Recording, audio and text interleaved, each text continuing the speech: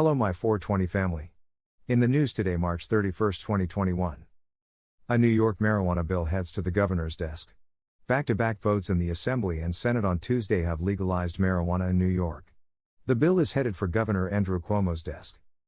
Legislative leaders have made clear they intend to move swiftly forward the legislation that is a result of extensive negotiations with the governor.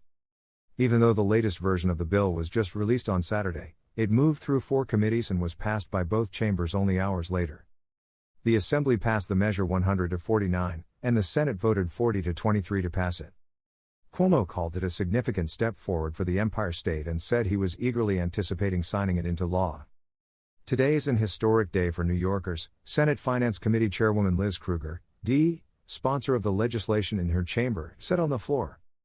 I could not be more proud to cast my vote to end the failed policies of marijuana prohibition in our state, and begin the process of building a fair and an inclusive legal market for adult-use cannabis. It has been a long road to get here, but it will be worth the wait. The bill we have held out for will create a nation-leading model for legalization. Leadership sent out a press release saying the bill would pass even before the full Senate took it up. Yesterday, a series of committees in both chambers advanced legalization legislation. The first panel to do so was the Senate Finance Committee, which approved it with a voice vote after a few minutes of discussion. On the Assembly side, the Codes Committee advanced the legislation ahead of its time, reporting it to the Ways and Means Committee, which also swiftly passed it. Finally, the Rules Committee cleared the bill's path to the floor. Cuomo initially argued that legalization should be addressed in the state budget, but legislators have moved to address it separately. Here's a summary of the main components of the 128-page New York marijuana legalization bill. Adults 21 and older would be able to possess and purchase marijuana products from licensed retailers, which are expected to launch sometime in 2022. Effective immediately, there would be no penalties for public possession of up to 3 ounces of cannabis or 24 grams of marijuana concentrates, and people could store up to 5 pounds of cannabis at home. Adults could also cultivate up to 6 plants for personal use, 3 of which could be mature. A maximum of 12 plants could be grown per household with more than 1 adult. Homegrown would not take effect until regulators set rules for it, and they would have a maximum of 6 months to do so for medical patients and must do so for adult use consumers no later than 18 months after the first retail recreational sales begin.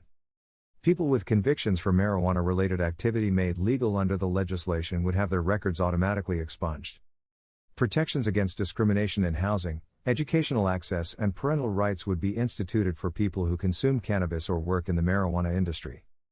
A system of licenses for commercial cultivators, processors, distributors, retailers, cooperatives and nurseries would be created, with a prohibition on vertical integration except for microbusinesses and existing medical cannabis operators. Social consumption sites and delivery services would be permitted. Individual jurisdictions would be allowed to opt out of allowing retailers or social consumption sites by the end of this year, but residents could seek to override such bans via a local referendum process.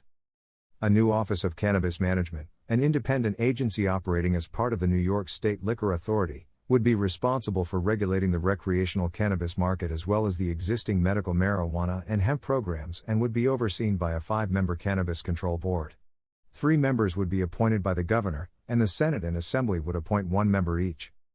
The legislation sets a goal of having 50% of marijuana business licenses issued to social equity applicants, defined as people from communities disproportionately impacted by the enforcement of cannabis prohibition as well as minority and women-owned businesses, disabled veterans and financially distressed farmers.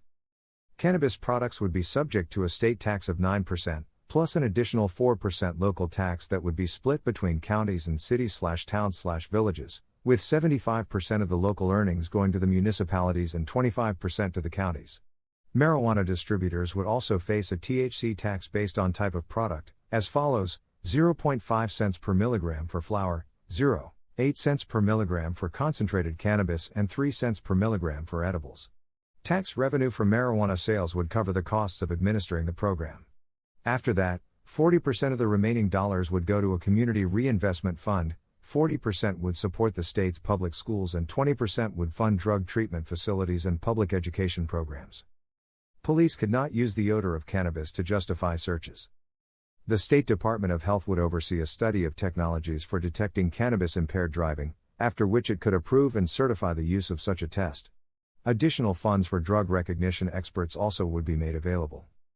Driving while impaired from marijuana would remain a misdemeanor despite early reports that lawmakers had settled on downgrading it to a violation. The state's existing medical cannabis program would also be changed to expand the list of qualifying conditions and allow patients to smoke marijuana products. Patients could also obtain a 60-day, rather than 30-day, supply. Smokable hemp flower sales would be allowed. Current medical cannabis businesses could participate in the recreational market in exchange for licensing fees that will help to fund the social equity program. The legislature finds that existing marijuana laws have not been beneficial to the welfare of the general public, the bill's findings section states.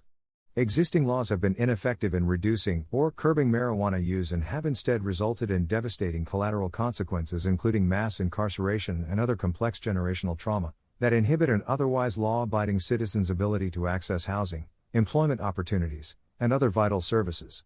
Existing laws have also created an illicit market which represents a threat to public health and reduces the ability of the legislature to deter the accessing of marijuana by minors. Existing marijuana laws have disproportionately impacted African American and Latinx communities. There you go, cannabis is now legal in New York. When will the federal government get the hint? When will President Biden end the war on drugs? Our president and vice president have destroyed many lives and are still doing so. Wake up, Biden and Harris, the people have spoken. Have a great day. It's 4:20 somewhere. What are you smoking on? Video by my420spot.com.